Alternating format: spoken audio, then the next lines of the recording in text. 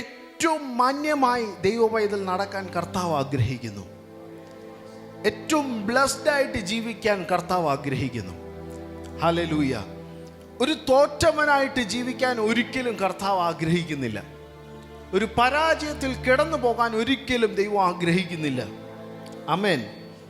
ഒരു divine enlargement എന്ന് പറയുന്നതും ഇൻക്രീസ് എന്ന് പറയുന്നതും ആമേൻ ദൈവത്തിൻ്റെ അനുഗ്രഹത്തിൻ്റെ ഒരു എക്സ്പ്രഷനാണ്.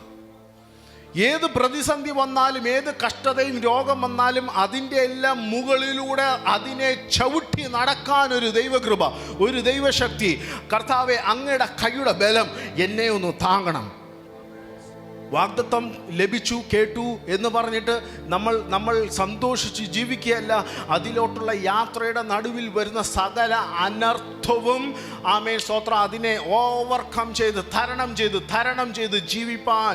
അല്ലാതെ നമ്മൾ നടക്കുന്ന വഴിയിൽ പെട്ടെന്ന് ഒരു കഷ്ടത കണ്ടപ്പോഴത്തേക്ക് വീണ്ടും അയ്യോ കർത്താവേ എനിക്കിങ്ങനെ ഒരു കഷ്ടത വന്നല്ലോ, ഒരു പ്രതികൂലം വന്നല്ലോ എന്നും പറഞ്ഞ് ക്ഷീണിച്ച് തളർന്ന് വീണ്ടും ആമേൻ പുറകോട്ട് ബാക്ക് സ്ലൈഡ് ചെയ്തു പോകാൻ വേണ്ടിയിട്ടല്ല, പിന്മാറ്റത്തിൽ പോകാനല്ല.